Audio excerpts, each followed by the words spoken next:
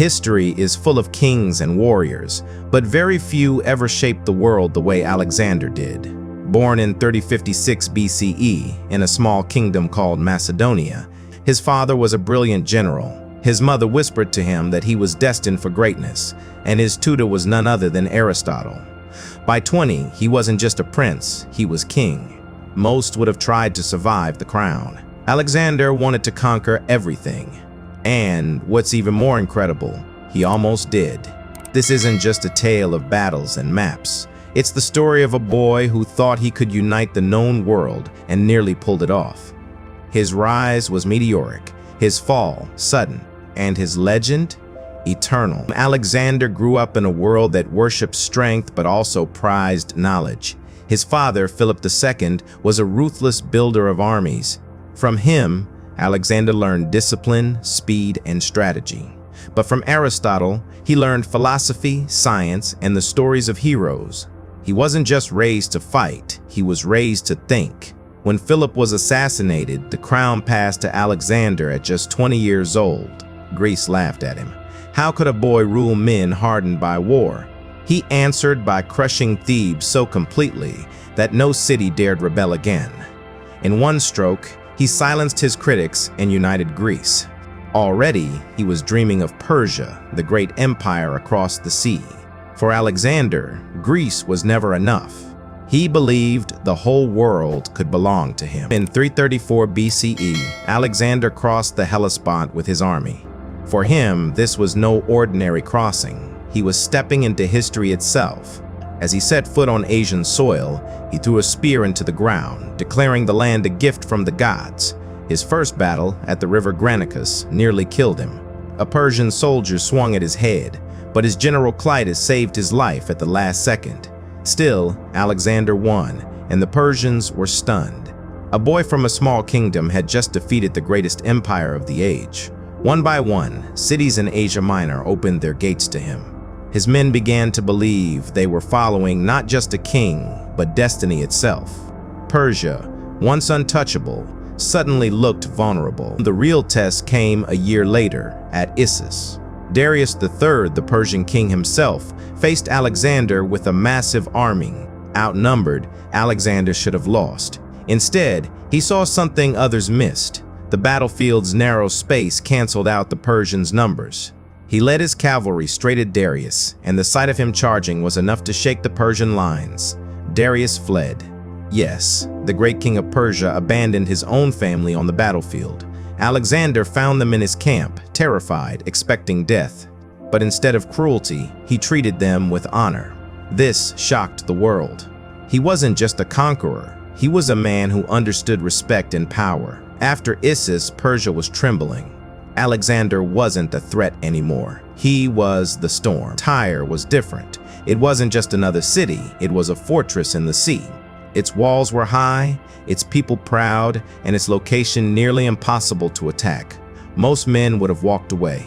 Not Alexander. He ordered his men to build a causeway across the water, stone by stone, under constant enemy fire. For 7 brutal months, the siege dragged on. Arrows rained, towers burned, men died in waves. But Alexander never gave up. When his forces finally broke through, Tyre was crushed. Thousands were killed, others sold into slavery. It was brutal, but it was also a message. No city, no fortress, no wall could defy him. Tyre's fall wasn't just a victory. It was a warning carved in blood and stone. After Tyre, Alexander turned south into Egypt. But instead of defiance, he found open arms. Egypt hated Persian rule, and they welcomed Alexander as a liberator. In Memphis, he was crowned Pharaoh. To the Egyptians, he wasn't just a man, he was a god king. He even made the journey to the oracle at Siwa, deep in the desert. The priests there declared him the son of Zeus Ammon. Did Alexander believe it? Maybe. Did his men believe it? Definitely. This gave him an aura beyond kingship. He founded a new city, Alexandria, which would go on to become one of the greatest cities in history. Here, Alexander showed he could rule with more than a sword. Sometimes, power is won not by conquest, but by recognition. 331 BCE, Gaugamela, the moment everything changed. Darius gathered an army so vast that it stretched beyond sight. Chariots with blades, war elephants, endless infantry. Persia threw everything at Alexander. But numbers don't always win. Alexander's tactics were flawless. He created gaps, drew the Persians out, and then charged straight at Darius. Once again, the Persian king fled. But this time, it wasn't just a defeat, it was the end. Babylon, Susa, and Persepolis opened their gates. Alexander marched into the heart of Persia, master of it all. At Persepolis, he set fire to the Palace of Kings, claiming it as revenge for Persia's old invasion of Greece. In that moment, the ancient world shifted. Persia was gone. Alexander now stood as the most powerful man alive. Most men would have stopped there. But Alexander wasn't most men. He pushed further east, into lands his army had never even imagined. Mountains, jungles, deserts, nothing slowed him down. At the Hydaspes River, he faced King Porus, who brought war elephants onto the battlefield. The sight terrified the Macedonians, but Alexander adapted. He crossed the river at night, surprised Porus, and won. Yet, instead of destroying his enemy, he honored him. Porus remained king under Alexander's rule.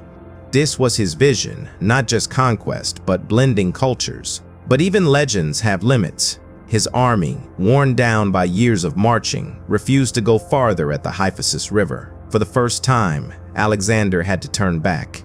The edge of the world remained unconquered. The march home was hell. Alexander chose to lead his men through the Gedrosian desert, a choice that would cost thousands of lives. Heat, thirst, and exhaustion killed more soldiers than any battle ever had. Yet Alexander suffered with them. He refused water unless it could be shared by all. He walked alongside his men, earning loyalty even in despair. But the cracks were showing. His empire was too vast, his men too tired, and his ambitions too great. Still, he founded cities, spread Greek culture, and dreamed of what came next. Arabia, maybe even Carthage. His mind never rested, but his empire was bleeding. Even as he pushed forward, the seeds of collapse were being planted behind him. Back in Babylon, Alexander prepared for new campaigns. He wanted Arabia next. Some say even Rome would have followed. But destiny had other plans. In 323 BCE, he fell ill. Some blamed poison, others fever. But within days, he was gone. Just 32 years old, the greatest conqueror the world had ever seen lay dead. His generals wept. His men asked who should succeed him. His supposed reply, "To the strongest." With no clear heir, his empire began to fracture the moment he died. All that he had built, gone in an instant. Yet in his short life, he had done what no man had ever done before. He had reached farther, dreamed bigger, and lived faster than anyone in history. Alexander's empire didn't last, but his legacy was unstoppable. His generals divided his lands, but they carried his vision with them. Greek culture mixed with Eastern traditions, creating the Hellenistic world. Alexandria became a center of learning, science, and art. For centuries, rulers would look back at Alexander as the standard of greatness. Caesar carried his writings. Napoleon studied his campaigns. Even today, his name echoes whenever we talk about ambition and conquest. He was more than a warrior. He was a visionary. He changed not just borders, but ideas, languages, and cultures. His shadow still lingers over history. Alexander showed that one man with enough will can change the entire course of the world.